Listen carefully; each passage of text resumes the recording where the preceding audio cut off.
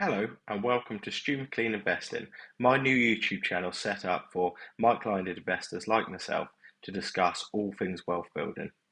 Have you ever asked yourself, how can I retire comfortably and how much money would I really need to set aside each month to be able to achieve that? Well, today we're going to discuss just how easy it could Article be. published last May, they have done some research and they have come up with three tiers: a minimum, a moderate, and a comfortable level of retirement of how much you would need each year. In addition to your state pension, currently at £11,500 a year, to retire with a minimum standard of living, a moderate standard of living, or a comfortable standard of living. Now, one thing to bear in mind in this research is they've actually said that the table below shows our calculations of how much a 66-year-old retiring today would need to have built up in a pension savings in order to fund each retirement living standard until the age of 100. So that is absolutely, on the generous side of how long people are going to live. But people tend to be sort of pessimistic of how long they're really going to live into retirement. So it's definitely better to, plan for a longer life than a shorter life. Absolutely. So they're saying here that the average life expectancy for a 66-year-old man is 85. However, there's a 1 in 4 chance that he would live to 92 and a 3% chance of living to 100. Whereas for a woman of 66, the average life expectancy is 87 and there's a 1 in 4 chance of living to 94 and a 5.5 chance of living to 100. So therefore, especially if you're a woman, you've got a 1 in 20 chance of living to 100. So actually, these figures might not be so far-fetched after all. So, according to this, and we're going to go off the moderate standard of living in this calculation of having a drawdown of £31,300 a year, in addition to your state pension of £11,500, making a total single retiree drawdown of £42,800 a year for a moderate standard of life. Okay, so how sustainable is this figure? Well, actually, it might be more sustainable than you'd expect. Now, if we go to a compound calculator, like so, okay, now let's take myself for example. I'm now 34 years old. We'll round it up to say I'm 35 and I want to retire at 66, which is what Vanguard's article is, which gives me 31 years left. So first of all, we're putting 31 years into the box here, no months, okay?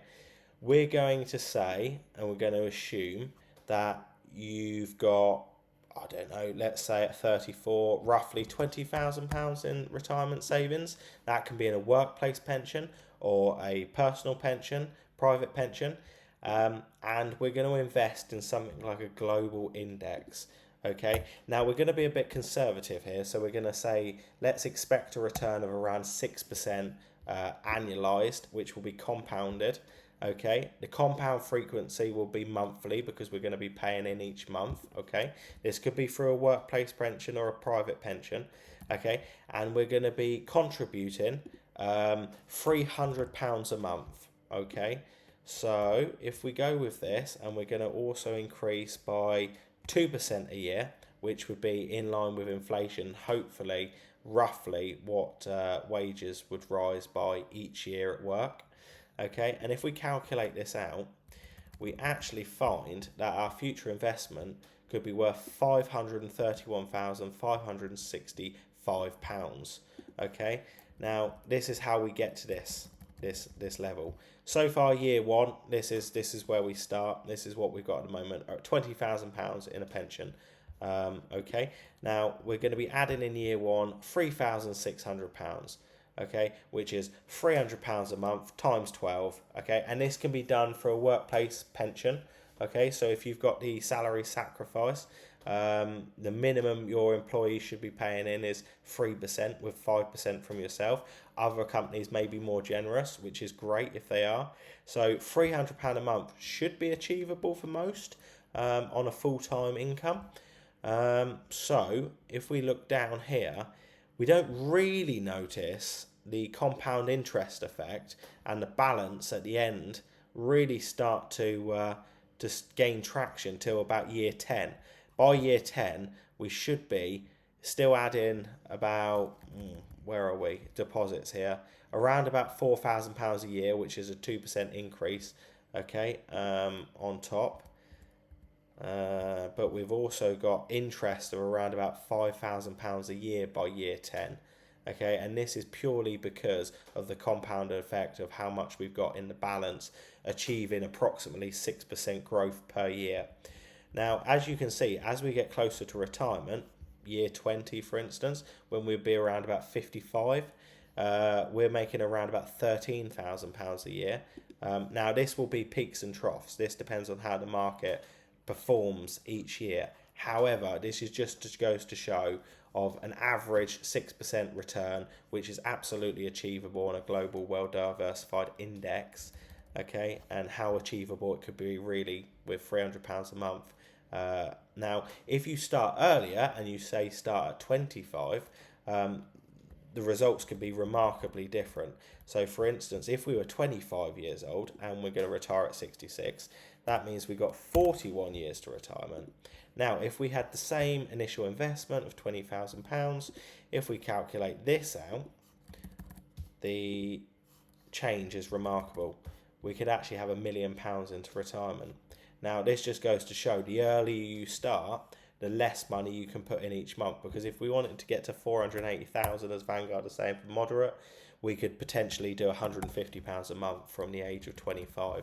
And that brings us to, easy, £650,000. So the earlier we start, the more chance we've got of reaching our goal. Now, in fact, even if we started with zero at 25 years old and we only put £150 a month in, 416,000. Okay, so the earlier we start, we really will make much better odds of having a comfortable retirement.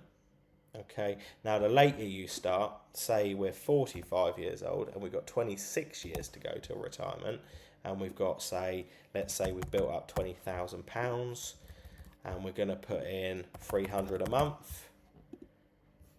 Now, we'd fall short of Vanguard's moderate figure here by about £100,000, so we'd actually need to put in somewhere about 450, I would say, each month to catch up.